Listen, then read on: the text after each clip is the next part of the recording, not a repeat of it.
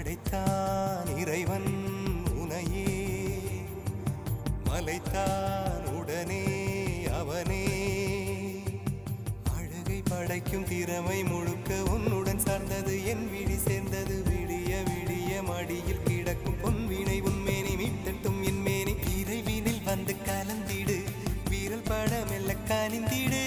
உடல் மட்டும் இங்கு கிடக்குது, உடன் வந்து நீயும் உயிர் கொடு.